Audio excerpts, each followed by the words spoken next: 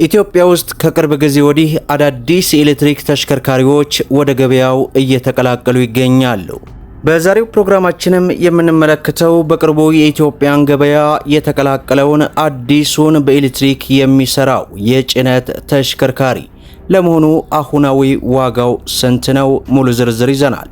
ሰላም ጤና ይስጥልን። የተወደዳችሁና የተከበራችሁ የቻናላችን ተከታታዮች እንደምን አላችሁ?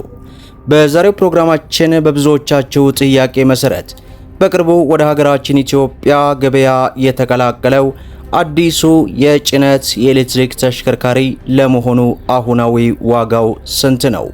ከዚህ በተጨማሪም ይህንን ተሽከርካሪ መግዛት ብቻ ሳይሆን ለምንስ እንገዛዋለን ከሚለው ጉዳይ ጋር ተያይዞ እንዲሁም ይህንን ተሽከርካሪ መግዛት ብቻ ሳይሆን ስፖንዳ ለማሰራት ምን ያክል ብር ይፈጃል የሚለውንም በዚህ ቪዲዮ አካተን ይዘንላችሁ ቀርበናል። አውቃለሁ በነዳጅ የሚሰራውን የጭነት ኦባማ አይሱዚ አሁናዊ ዋጋውን በተደጋጋሚ እየጠየቃችሁ ነው። እንግዲህ ጅቡቲ ላይ አለው በዚህ ሳምንት ይገባሉ ተብያለሁኝ። እንደገቡ በቀጥታ የምሰራላችሁ ይሆናል። አልዘነጋውትም ለማለት ያክል ነው። ይህንን ተሽከርካሪ ግን ብዙዎቻችሁ አሁናዊ ሰኔ 14 2018 ሙሉ የዋጋ ዝርዝሩን ንገረን ባላችሁኝ መሰረት ነው ይዤላችሁ የቀረብኩት። ሁላችሁም ቪዲዮ ላይክ፣ ቻናሉን ደግሞ ሰብስክራይብ እያደረጋችሁ እስከ መጨረሻው ተከታተሉ። እንግዲህ ክቡራን ተመልካቾቼ ይህንን የጭነት ተሽከርካሪ ከወር በፊት ይመስለኛል በዚህ በትንሹ ቻናል ላይ የሰራሁላችሁ የዋጋ መረጃ አለ። ከዛ በፊት ማወቅ የሚገባችሁ ነገር ይህንን ተሽከርካሪ ለመሆኑ የምትገዙት ለምንድን ነው? ገንዘብ ስላላችሁ ብቻ ይህንን ተሽከርካሪስ መግዛት አግባብ ነው ወይ የሚሉትን መጀመሪያ ላይ ልታውቁ ይገባል። ይህ ተሽከርካሪ እንደምታውቁት ረዘም ያለ ኪሎ ሜትር መጓዝ የሚሄድ ተሽከርካሪ አይደለም። እንዲሁም አዲስ ተሽከርካሪ ነው። ስለዚህ ተሽከርካሪ እንደዚህ ነው ጥሩ ባህሪያት አለው ተብሎ የሚነገር ነገር የለውም። ዞሮ ዞሮ ረዘም ያሉ ኪሎ ሜትሮችን ለመስራት የምታስቡ ካላችሁ በፍጹም ብትገዙት አደጋ ውስጥ ልትገቡ ትችላላችሁ። ነገር ግን አጭር ቦታ ላይ መስራት እንፈልጋለን ካላችሁ ደግሞ የራሳችሁ ምርጫ ነው። ዞሮ ዞሮ የእናንተ ጥያቄ መሰረት በማድረግ ነው ይህንን የዋጋ መረጃ ወደ እናንተ ይዤላችሁ የቀረብኩት። እንግዲህ ይህ አዲሱ በቅርቡ የሀገራችን ኢትዮጵያን የመኪና ገበያ የተቀላቀለው የኤሌክትሪኩ የጭነት ተሽከርካሪ በአንድ ፉል ቻርጅ 300 ኪሎ ሜትር እንኳን መጓዝ አይችልም። ያ ማለት 280 ኪሎ ሜትር አካባቢ ነው መጓዝ የሚችለው። በትንሹ አንድ BYD ሴገል እንኳን ምን ያክል ኪሎ ሜትር ይጓዛል? እስከ 405 ኪሎ ሜትር ድረስ መጓዝ ይችላሉ።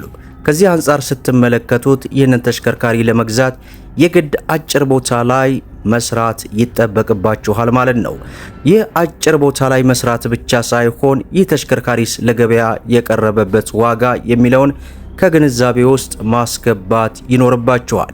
እንግዲህ ይህ ተሽከርካሪ ከወር በፊት ወደ እናንተ መረጃውን ሳደርስላችሁ ከ9 ሚሊዮን 900 ሺህ ብር አካባቢ ለገበያ የቀረበ ቢሆንም አሁን ላይ ግን የዋጋ ጭማሪ ተመልክቻለሁ። በዛሬው ዕለት ይህንን ቪዲዮ ሰራ ማለት ነው።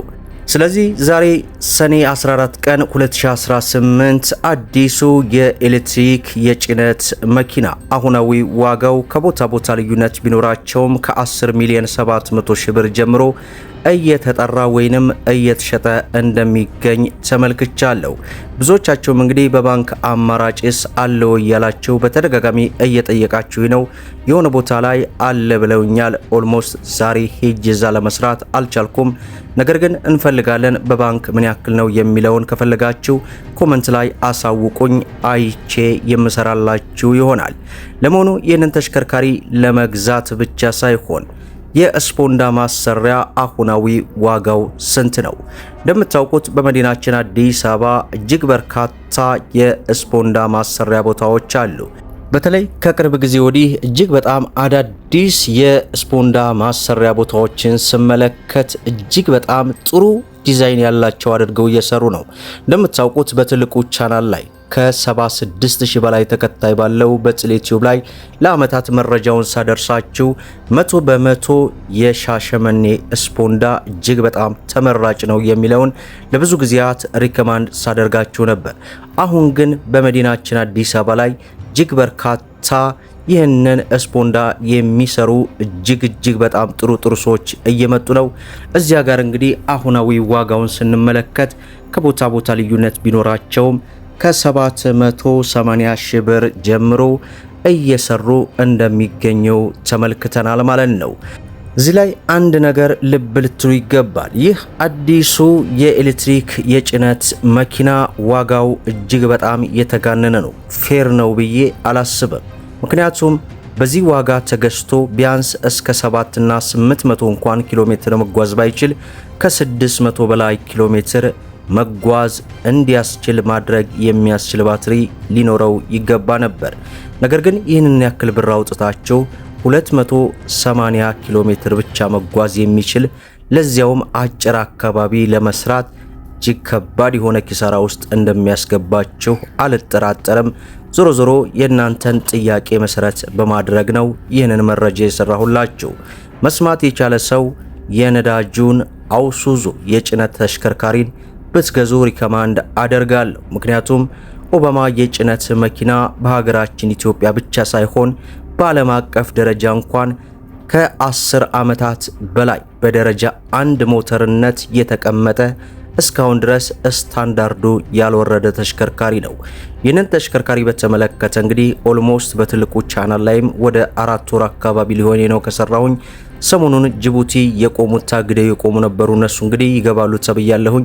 ልክ እንደገባ የመጀመሪያ ስራዬ የሚሆነው ይህንን ኦባማ የጭነት መኪናን አሁናዊ ዋጋ ስንት ነው የሚለውን መረጃ እንደምሰራላችሁ ቃል ለመግባት እወዳለሁኝ። እንግዲህ ዛሬ የብዙዎቻችሁ ጥያቄ ሆነውን የሰኔ 14 2018 ይህንን ቪዲዮ ስትመለከቱ ቀኑን መግቢያም ላይ መጨረሻም ላይ ያስቀመጥኩት ምናልባት ይህንን ቪዲዮ ከሰራው ከሳምንትም ከወርም በኋላ ያያችሁ ይህንን ዋጋ መሰረት የምታደርጉ ብዙዎች ስለምትኖሩ ከግንዛቤ ውስጥ አስገቡ። የኢትዮጵያ ገበያ እንደምታውቁት በሰዓታቶች ልዩነት ሊጨምርም ሊቀንስም ስለሚችል ቀኑን በጠቀስኩበት ሰዓት ቦታው ላይ ሄጅ የሰራሁት መረጃ ነው። ያንን ከግንዛቤ ውስጥ አስገቡ ለማለት ያክል ነው የምወደው ማለት ነው።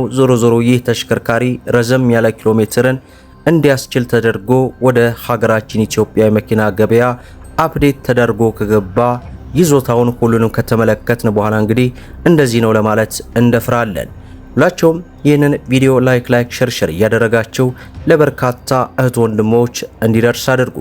ስለ መኪና ለማወቅና መኪናን በተመጣጣኝ ዋጋ ለመግዛት ሰብስክራይብ በማድረግ እንዲሁም በየዕለቱ የሚለቀው መረጃ እንዲደርሳችሁ የኖቲፊኬሽን ማብራታችሁን አትዘንጉ እያልኩኝ ለዛሬ ያስኩላችሁ መረጃ ይመስላል። እስከ ፍጻሜው ድረስ አብራችሁን ስለቆያችሁ ልባዊ ምስጋናችን የሰጠን። በሌላ ቪዲዮ እስከምንገናኝ ወሰላሙ አለይኩም ወራህመቱላህ።